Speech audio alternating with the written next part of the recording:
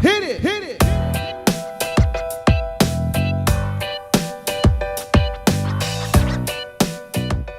Okay, we're going to learn how to do the cross hatch stitch.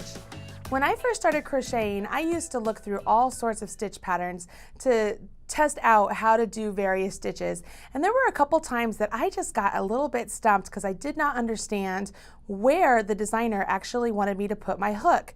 I didn't understand that there are times you can actually work along the side of a stitch instead of into a chain or into the top of the stitch or even the post, like actually working on the side. So like if a stitch is normally this way, you're working so that it's going around like that, and it just made no sense to me. So when I first came across the cross hatch, say that 3 times fast, the cross hatch stitch, and I only had the written instructions, I was really unclear on how to do it.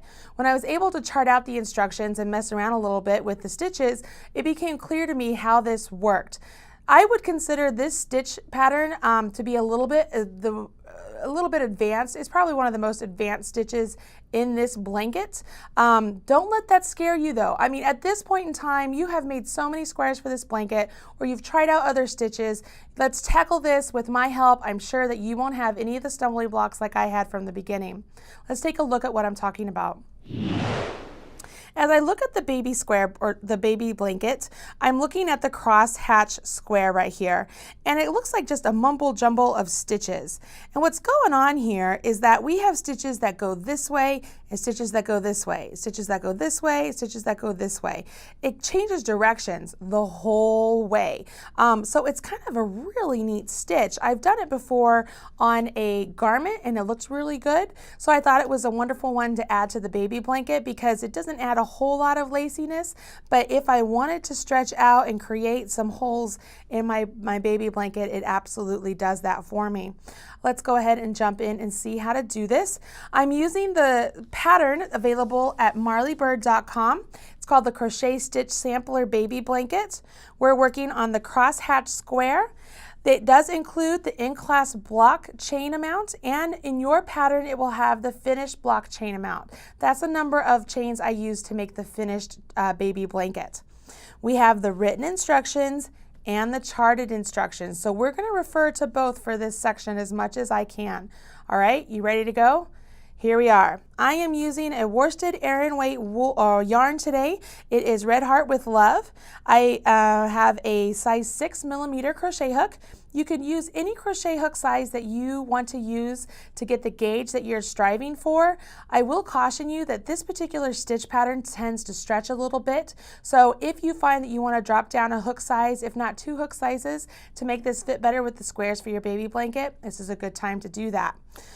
It says to chain 29 stitches, so I went ahead and I've chained 29. I've done that already because you have seen me chain many times. You don't need it again. And I'm going to look over here at the chart, and I can see that my number 1 is to the right side here, meaning I'm going to begin reading my chart this way. Now, just looking at the chart right now, you can tell based on other charts, it is not just a linear straight line. It's already very different. You know, what's going on here? There's all these chains.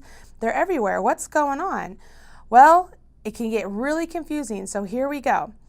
We have finished right here. This is the last chain that we've just created. That's our 29th chain. And we can tell that on row 2, that single crochet is going to be worked into that chain. So I'm going to go ahead. I'm going to take my removable marker and I'm going to stick it into that chain. It's the one that's right below your hook right now. So that way I know that that's the end of my row. So that gives me some sort of orientation. Now I can see that I have 2 double crochets in the 1, 2, 3, 4th chain from hook. 2 double crochets in the 4th chain from hook. So I'm going to yarn over and I'm going to count 1, 2, 3, 4. I'm going to put 4, or not 4, I'm going to put 2 double crochets right there. So there's 1 and 2. Now I'm going to skip 1, 2, 3 chains. I'm going to single crochet in this next chain. Okay, so skip 1, 2, 3 and single crochet in the next chain. You got that? Now I'm going to chain 3, 1, 2, 3. I'm going to show you where that is. It's right here. I've single crocheted. I'm chaining 3. That gives it so that this next section, it's going to be the same height as these double crochets I'm getting ready to create. So I'm going to double crochet in the next 3 chains. You ready? I'm going to yarn over. This is where I get confused. I'm like, where was I? Okay, I'd have my single right there. So I have a double right here. I'm getting confused. I know for a fact that you can get confused. So be very patient with this stitch. If you find that it's giving you way too much trouble than it's worth, I will encourage you to go find a different stitch pattern that you want to try out for your baby blanket. Make the baby blanket really yours. It'll look good, I promise. All right, so I've done the 3 doubles. Now I'm going to skip 1, 2, 3 chains, and I'm going to repeat. I'm going to put a single in the next chain. So here we go, skip, 1, 2, 3, single in the next. I'm going to chain 3. I'm going to put a double crochet in the next 3.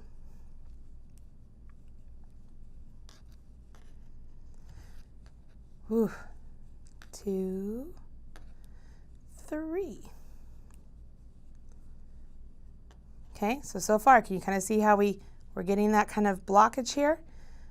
Got that? The next 3, skip 3, 1, 2, 3, 1, 2, 3, single crochet, chain 3, and I'm going to do the double crochets again in the next 3.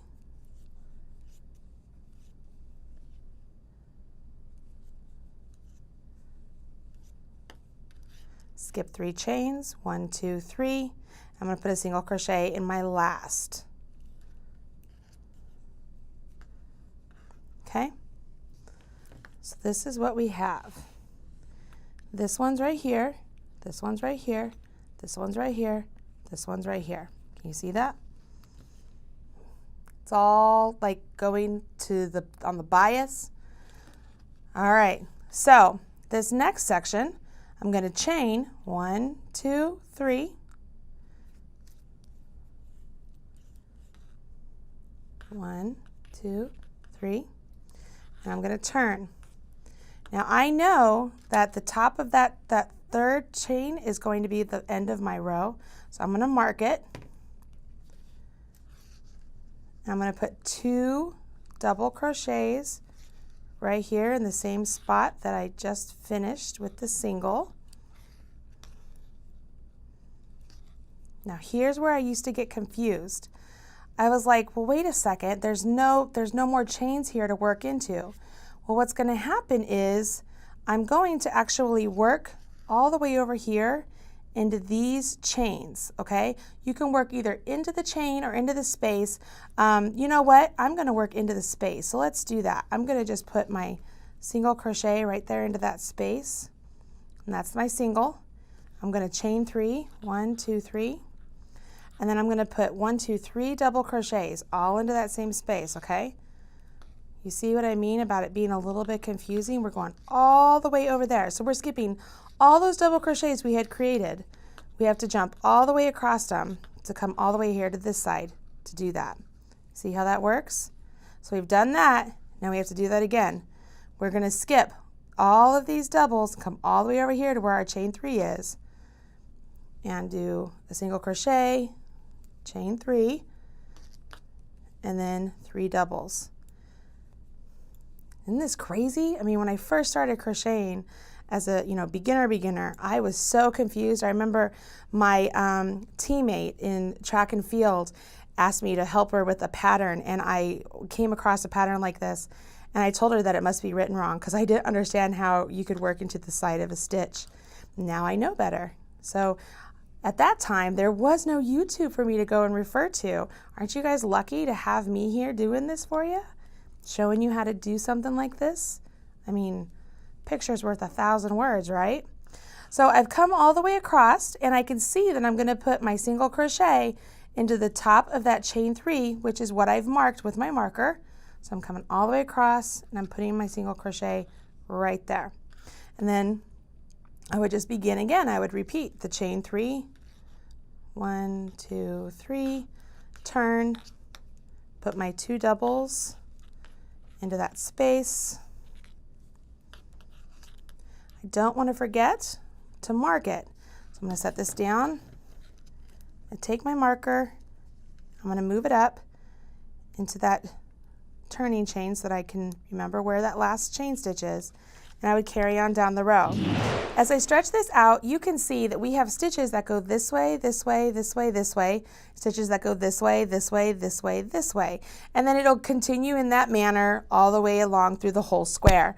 Now at the bottom here and at the top, you'll see it kind of has a wiggly, wobbly line. It's not a clean edge like our typical blocks have been. So when you go to sew this particular square to the other squares, all you're going to do, I'm just going to have you finagle it a little bit, and you're going to pull those stitches down and maybe tuck in the edges a little bit just to make it nice and clean as possible. It just looks really good. At the same time, if you decided to make it to where you left those spaces open when you connect blocks, maybe you just connected at that point and that point and that point, that would look really good too, because we have these nice spaces already created in there. So you have a lot of options when it comes to joining your blocks.